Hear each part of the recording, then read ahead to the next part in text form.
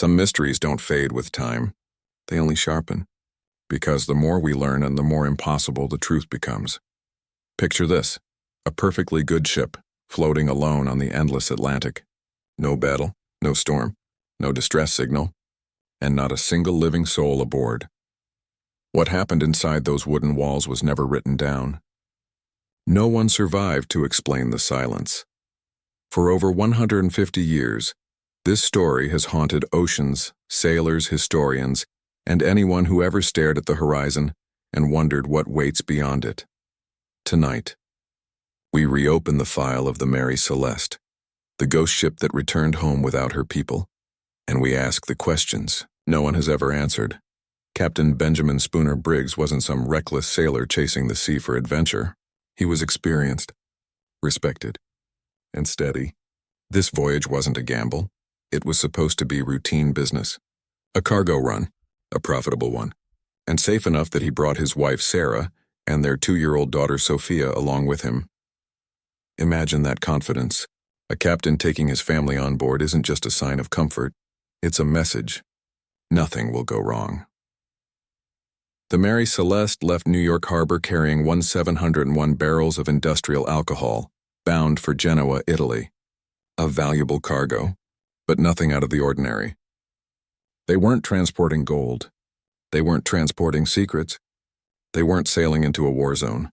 The crew, handpicked by Briggs, were not strangers. They were trusted, skilled. Not a single man had a known history of violence, mutiny, or chaos. These were ordinary sailors and on an ordinary journey, led by a captain who believed in careful navigation in calm seas. And that's exactly what makes this story even more chilling.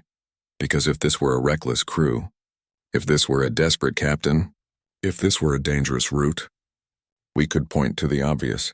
But everything about Mary Celeste begins with the opposite. This was a stable ship, a respected captain, a loving family, and a voyage that should have ended with predictable routine. Instead, the only thing that returned home was the vessel, itself shaken, empty, and full of questions no one could answer. They sailed out of New York on November 7th, 1872. The ocean was cold, but calm, the kind of weather every captain prays for. Briggs wrote in his logs with the quiet confidence of a man who expected nothing but normal days ahead. The ship cut through the Atlantic like it had a purpose. Every entry in the log reflected routine navigation, wind direction, speed, position. Nothing alarming. No strange visitors. No reported storms. No signs of panic or breakdown. This wasn't a voyage descending into chaos, not yet. If anything, the early days feel almost too peaceful, like the ocean was holding its breath. Their last confirmed log, November 25th, position near the Azores. The Mary Celeste was just a short distance from where she should have been at that point in the journey. No final warning. No desperate last scribbled message. Just normal words from a capable captain documenting an ordinary day. And then, nothing. That's the part that unsettles investigators even now, because disasters usually leave a trail. Fear leaves fingerprints. Danger leaves evidence. But the Mary Celeste leaves only silence. 1 minute. A routine voyage. The next, an open sea and an abandoned ship drifting toward its terrible legend. December 4th, 1872. The crew of the British brig Dei Gratia spotted a vessel ahead, drifting strangely, almost lazily and like it had no direction, no purpose, no hand at the wheel. At first, they thought someone was simply off course, a ship in trouble maybe. But as they drew closer, the uneasiness grew. The sails were partially set, but torn and loose, flapping like abandoned flags. The ship moved, but not with intention. It drifted, the crew signaled, no reply, not even movement. And that's when reality began to claw at the back of their minds. No ship sails itself like that. Not willingly. A boarding party climbed aboard the Mary Celeste.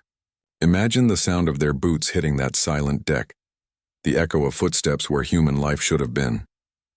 The first shock wasn't violence. It was the absence of it, no bodies, no struggle, no blood, just an eerie, impossible quiet. The lifeboat? Gone. The ship's charts? Left behind, incomplete, scattered. The personal belongings of the crew, untouched, pipes, clothes, cabin gear, all still there, as if everyone simply stood up during a normal day and then never returned. Food stores were fine. Fresh water was fine. Cargo still almost entirely intact, and the strangest part, it didn't look like a catastrophe. It looked like an interruption, like everyone just stepped away and somehow never stepped back aboard. For the day Gratia, this wasn't a rescue, it was the beginning of a riddle the ocean still hasn't solved. What investigators found on that deck didn't just confuse them. It made the entire mystery physically impossible to explain because the evidence wasn't dramatic. It was subtle, almost surgical. The Mary Celeste wasn't wrecked. She wasn't burned. She wasn't shot through with cannon fire or riddled with bullet holes. She was functional, the hull intact, the cargo almost completely untouched. The rigging, disturbed, yes, but not destroyed. There were small things, tiny anomalies, that almost felt like hints. But never enough for a conclusion. A single pump dismantled, a hatch cover slightly out of place, a few inches of water sloshing in the bilge, not enough to sink anything. A sword found on board, but it wasn't bloodied. It wasn't freshly used. It wasn't tied to violence. And one more detail that investigators hated the most. No signs of panic. Not in the cabins. Not in the personal belongings. Not in the way the ship was left. Dinner was not abandoned mid-meal. There were no spilled supplies. No marks of desperate escape. It was as if the crew paused life for a moment, calmly gathered themselves, and willingly left a perfectly safe ship when with no rational reason to do so. It's the kind of detail that punches a hole in every logical theory. Because even if fear drove them off the vessel, fear leaves chaos behind, but the Mary Celeste, she left neatness, order, and a ghostly sense of something unfinished.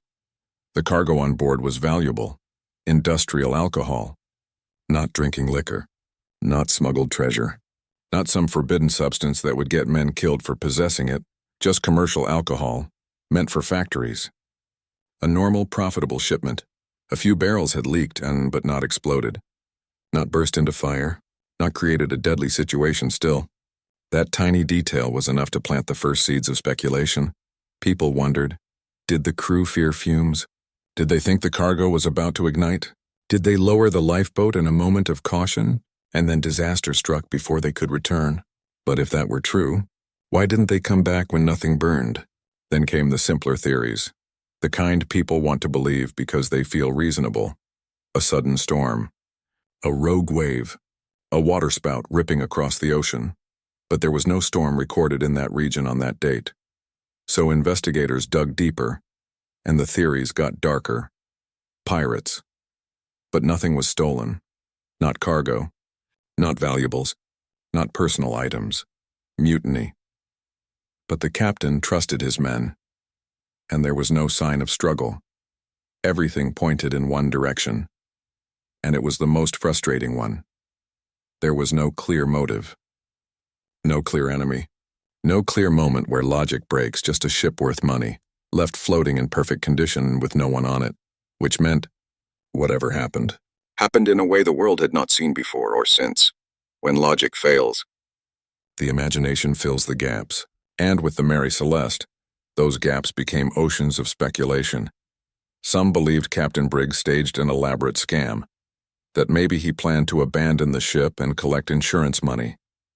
But that theory collapsed quickly. Briggs wasn't drowning in debt. He wasn't desperate. He brought his wife and toddler with him. No criminal mastermind uses their own child as collateral in a fake heist. So investigators pushed further into darker corners. Mutiny. A classic. But again, it made no sense. If the crew overthrew Briggs, where did they go? Mutineers don't just disappear into thin air. They take the ship, and the ship was still here. Then there was the idea of another vessel intercepting them. Pirates, privateers, shadow sailors. But pirates don't leave cargo behind. Pirates take everything they can profit from. And all the while, the Mary Celeste drifted onward, one with no signs of violent human conflict anywhere on board. So the theories only grew more unhinged. Some whispered about sea monsters. Some insisted it was supernatural. Some reached for the paranormal because reality refused to cooperate. This case wasn't just unsolved. It mocked every known explanation. The Mary Celeste didn't just deny answers. It challenged sanity itself. Over the decades, scientists, physicists, forensic analysts, even modern oceanographers, have returned to this case like moths to a flame. They tried to bring logic to something that feels allergic to logic. Some reconstructed the entire ship in simulation, mapping stress loads, wind vectors, wave behavior, hoping to see if the Mary Celeste could have been on the brink of capsizing. The calculations never supported it. Others tried controlled alcohol vapor ignition experiments, testing if a sudden near explosion of fumes could have terrified a crew just long enough to evacuate temporarily. The frightening result? Yes, it's scientifically possible for alcohol vapor to produce a dramatic blast of cold flame that leaves no burn marks behind, meaning that the crew might have believed they were moments away from a catastrophic explosion, even if the ship was never truly in danger. And still, even that theory leaves a bitter aftertaste, because forensic logic can offer reasons for fear, but it can't explain why they never returned. Their lifeboat wasn't found. No trace of them washed ashore. No bodies ever identified. Science pushed against the mystery, but the ocean refused to surrender its truth. The Mary Celeste remains the most famous example of how reality can look supernatural, simply because the evidence is hollow in all the wrong places, behind the maritime reports, behind the naval logs, behind the conspiracy theories and the ocean diagrams. There were real people and real hearts permanently broken by this disappearance. Sarah Briggs wasn't just the captain's wife. She was a daughter, a sister, a young mother holding her little girl, Sophia, on what was supposed to be a safe family voyage. Their relatives waited for letters that never came. They waited for sightings that never surfaced. They waited for answers they would never receive. Imagine a family being told, yes, the ship returned, but the people you loved never did. There is no way to prepare the human mind for that. The Briggs family didn't have a body to mourn.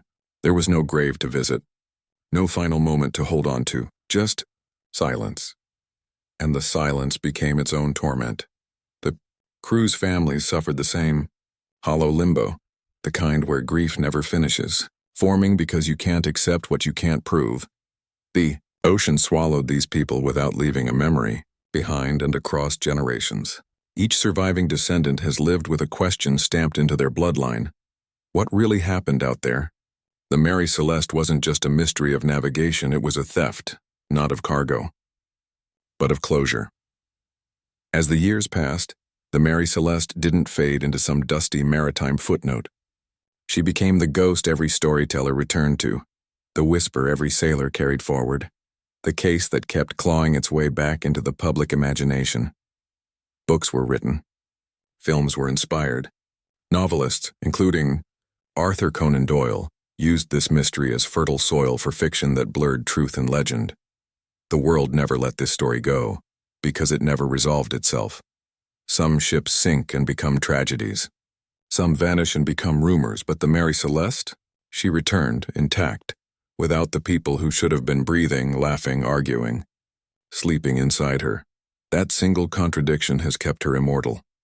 Even modern documentaries, digital sleuths and forensic reinvestigations have failed to seal this case shut. Every explanation feels like a patch, never a solution. She isn't just a vessel, she's a landmark in the mythology of the unknown. Reminder that the world is still bigger than our logic. Even today, 150 years later, the Mary Celeste sits among the most haunting maritime mysteries ever recorded. Because her truth didn't sink. It simply slipped through human understanding and then stayed there, and so we stand here, more than a century and a half later, with nothing but theories, fragments, and the echo of an unanswered voyage. A ship returned to the world, but her people never did. No message in a bottle. No confession. No final clue left behind in some forgotten drawer, just the empty deck. And the impossible question that still stares back at anyone who studies this case. Why did they leave a perfectly safe ship? That's the line investigators couldn't cross. That's the line we still can't cross. The Mary Celeste remains a ghost not because she vanished, but because she came back without her story. So now, we turn this mystery to you. What do you think happened on that silent Atlantic morning? Was it fear? A chain reaction of misjudgment? Something human, or something the ocean doesn't let us explain? Drop your theory in the comments, because sometimes someone who wasn't there sees the missing piece clearer than the ones who were. And in this series, every mystery is a doorway. The next case awaits, and that's the part that lingers longest. A ship with answers locked inside, but no voices left to speak them. The Mary Celeste didn't just vanish. She returned as a question mark. A floating reminder that even the most ordinary journey can slip into the unbelievable, without warning and without explanation. So now the mystery passes to you. If you were standing on that silent deck, looking around at a perfectly working ship, with every personal item untouched and not a single soul in sight, what would you think happened? Do you lean toward fear and evacuation gone wrong? Do you believe in a sudden moment of panic? Or do you think the real answer is darker, stranger? Something still buried in the Atlantic? Tell us your theory below, because sometimes the final clue comes from someone outside the case. Hit like if you want more unsolved stories. Subscribe if you want to follow this entire series, case by case, mystery by mystery, because this is only chapter 1. And in this world of unanswered endings, there is always a next file waiting to be opened.